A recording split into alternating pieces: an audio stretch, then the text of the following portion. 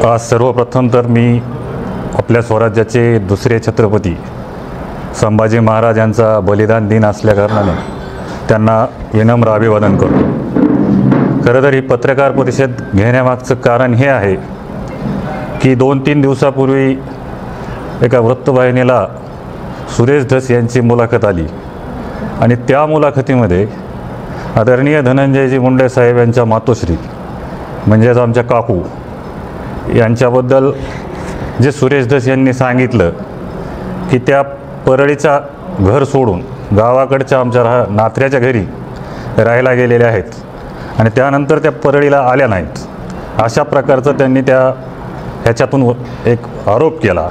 आणि दुसरा आरोप केला की त्यांचे चुलत भाऊ मी असेल किंवा आमचे दुसरे भाऊ असतील हे धनंजय मुंडे साहेबांवर नाराज आहेत आणि कुठंतरी कौटुंबिक कलह आहे आणि आईसुद्धा नाराज आहे, भाऊसुद्धा नाराज आहे, संपूर्ण कुटुंब धनंजयजी मुंडे साहेबांवर नाराज आहे.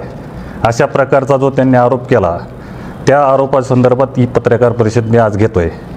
खरं तर आमच्या बाई परळीला राहत होत्या ही खरी गोष्ट आहे, पण मध्यंतरी आता पंढरी निवासस्थानचं एक रिन्युएशनचं काम त्या ठिकाणी धनंजय मुंडे साहेबांनी हाती घेतलं आहे आणि ते काम करत असताना गावाकडे आमचं घर आमचं वतन त्या ठिकाणी असल्याकारणानं बाईंनीसुद्धा इच्छा व्यक्त केली की मला जर कुठं राहायचं असेल तर गावाकडे राहायचं आहे. तर नेहमी धनंजयजी मुंडे साहेब ज्यावेळी परळीला येतात ते पण कधी परळीत राहत नाहीत, ते त्यांच्या आईसोबतच असतात, गावाकडेच राहतात.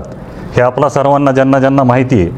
ह्या सगळ्या गोष्टी बिनबुडाच्या निराधार आहेत. खरं तर कुठल्याही या गोष्टीला आधार नाही, कुठंतरी सनसनाटी निर्माण करायची म्हणून अशा प्रकारचे आरोप त्या ठिकाणी केले जात आहेत.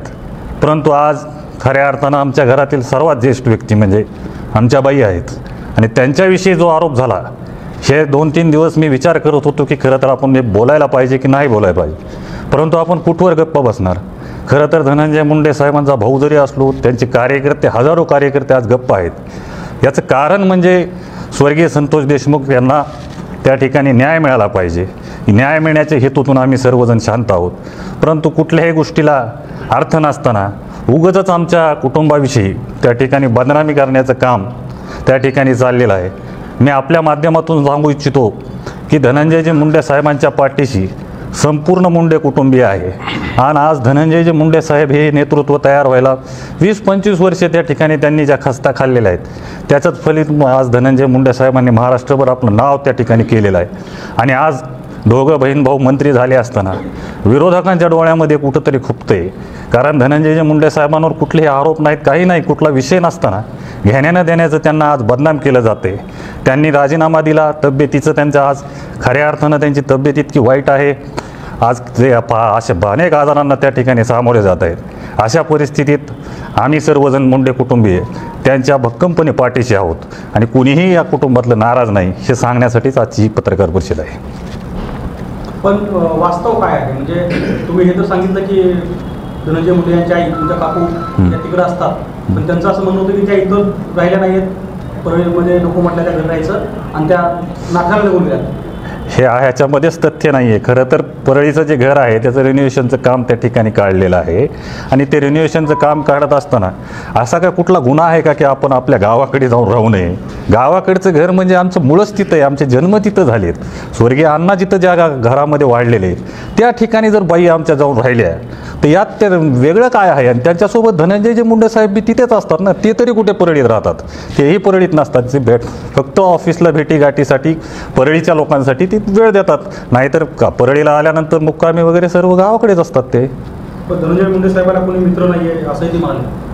हेच त्यांचा जावाई शोध आम्हाला हुडकावं लागेल, कारण धनंजय मुंडे साहेबांना हजारो असे त्यांचे मित्र आहेत, त्यांच्यावर जीवापाड प्रेम करणारे आहेत. तेच मी सर्वप्रथम सांगितलं की आम्हाला फक्त धनंजय देशमुखांना आपले संतोष देशमुखांना या न्याय पाहिजे.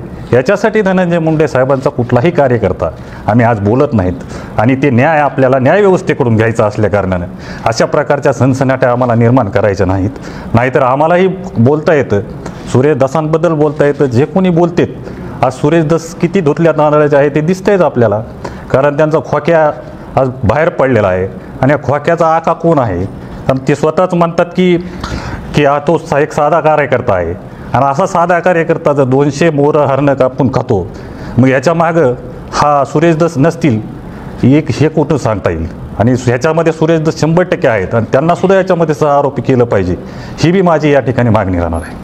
आपण जर बघितलं तर आजवर धनंजय मुंडेवर राजकीय स्वरूपाचे आरोप होत होते, परंतु प्रथमच कौटुंबिक स्वरूपाचे देखील आरोप केले गेले. काय कारण असावं या सगळ्यामध्ये? निश्चितपणे आता काय राहिलंच नाही ना. आता काय दुसरा आरोप करायला काय राहिलं नाही, म्हणून कौटुंबिक हल्लेसुद्धा त्या ठिकाणी केले जात आहेत. पण कुठवर सहन करायचं, एक सहनशक्तीची पण एक मर्यादा असते. ज्या गोष्टीमध्ये कुठल्याही गोष्टीचं तथ्य नाही, प्रत्येक गोष्टीला कुठला आधार नाही, माध्यमांसमोर यायचं, कुठलाही बेछूट आरोप करत सुटायचं, त्याला काही अर्थच नाही ना. म्हणूनच आज कुटुंबावर आल्यामुळं कुटुंबातर्फे कोणीतरी बोललं पाहिजे. यासाठी मी या ठिकाणी माझी एक नैतिक जबाबदारी म्हणून मी या ठिकाणी आलो आहे. कारण महाराष्ट्राच्या जनतेसमोर चुकीचा संदेश जायला नको त्यांच्या माध्यमातून, म्हणून या ठिकाणी आज मी आपल्यासमोर आलेलो आहे. हा विषय झाला, पण नंतर जे विषय परळीचे गाजत आहेत, विशेषतः जे चार्जशीट आलं त्या चार्जशीटमध्ये तुम्ही ज्या कार्यालयामध्ये बसताय त्या जगमित्र कार्यालयाचा सुद्धा उल्लेख आला की जी काही खंडणी मागण्यात आली वाल्मिक कराड यांच्याकडून, तर ती खंडणी या कार्यालयातूनच मागण्यात आली असं स्पष्टपणे लिहिलेलं आहे. आपल्याला माहिती आहे इथं काय चालायचं नाही, मला माहीत नाही की चार्जशीट मी पूर्णपणे वाचलेली नाही. पण जे काय असेल ते तपासा. आणि ती चार्जशीट आहे म्हणजे कोर्टासमोर ती गोष्ट गेलेली आहे, न्यायप्रविष्ट आहे. आणि कोणीही या ठिकाणी आम्ही कोर्टाचा अवमान कधी करणारच नाहीत. आम्ही सरळ म्हणतोय की जे काही याच्यामध्ये कोण कोण दोषी असतील त्यांना शिक्षा झाली पाहिजे. धनंजय मुंडे साहेब तर पहिल्या दिवसापासून म्हणतायत, पंकजाताई म्हणतायत, असं कुठलाही विषय समजू नये की मुंडे कुटुंबाचा या आरोपींच्या मागं याचा त्याचा कसलाच संबंधच नाही ना. की आम्ही पहिल्यांदापासूनच मागणी करतो की यांना कडक शासन झालं पाहिजे.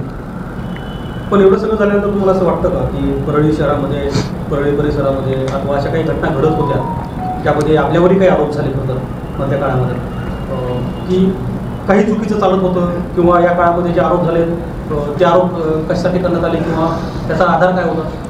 आरोप हे राजकीय प्रेरित आहेत. राजकारणात म्हणजे धनंजय मुंडे साहेबांना असं तुम्ही राजकारणात म्हणजे ह्याच्यामध्ये हरवू शकत नाहीत, त्यामुळे त्यांना बदनाम केलं जातं आहे. परळीची तशी ॲक्च्युअल परिस्थिती नाही आहे. ही घटना जी घडली आहे ती अतिशय दुर्दैवी आहे. त्याचं कुणीच समर्थन, जो ज्याला माणसाचं काळीज आहे असा कुठलाही माणूस त्याचं समर्थन करू शकत नाही. पण नाहक त्या ठिकाणी परळीची जी आज बदनामी त्या ठिकाणी होत आहे याचं खरंच अतिशय वाईट वाटतं.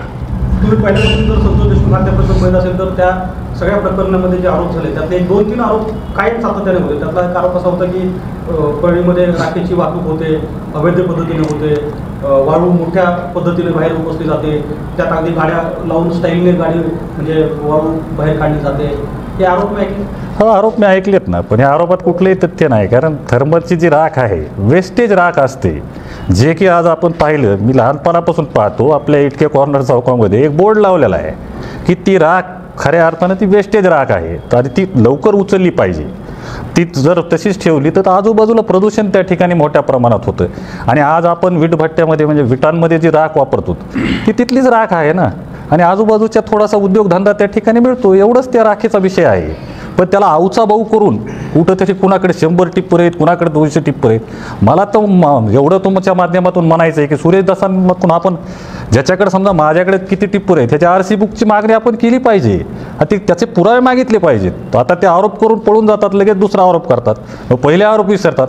आता तुम्ही मागा राख, खरंच राखेमध्ये किती टिप्पर चालतात, किती कुणाचे, ते ज्याच्याकडे 100 टिप्पर बनले होते ज्याच्याकडे त्यांचे RC बुक वगैरे ते द्या म्हणावं, त्याचा पुरावा तुम्ही मागितला पाहिजे. मला या ठिकाणी साहेब खरंच सांगावंच वाटतं ते. साधारणतः 2 ते 2.5 महिन्यापासून हे सगळे आरोप होत आहेत, परंतु त्यानंतर तुम्ही आज माध्यमांसमोर येऊन ही भूमिका स्पष्ट करताय. उशीर झाला थोडा सगळ्या गोष्टी? नाही, उशीर माझ्यातर्फे नाही झाला. माझा विषय एवढाच होता की माझ्या कुटुंबावर अतिशय चुकीच्या पद्धतीने आरोप होत आहेत. जे काही आपण पूर्वीचे आरोप होते त्याच्यात धनंजय मुंडे साहेब वेळोवेळी व्यक्त झालेत, त्यामुळे व्यक्त होणं अपेक्षित नव्हतं. त्यामुळे आज खरंच कुटुंबावर आलं. आमच्या घरातील सर्वात ज्येष्ठ व्यक्ती ज्यांनी की सर्वांनी म्हणजे त्यांनीच आम्हाला लहानाचं मोठं केलं आहे. मग अशा विषयी चुकीची जर गोष्ट जात असेल तर माझ्या मनाला त्या ठिकाणी पटलं नाही, म्हणून मी आज या ठिकाणी आपल्यासमोर आलो. आपण म्हणालात की धनंजय मुंडेच्या पाठीमागे पूर्ण मुंडे कुटुंबीय आहे, परंतु पंकजा मुंडेंनी असं म्हटलं होतं की धनंजय मुंडेंनी याच्या पूर्वीच राजीनामा देणं गरजेचं होतं. नाही, त्याच्यावर त्यांनी स्पष्टीकरण दिलं असेल असं मला वाटतंय.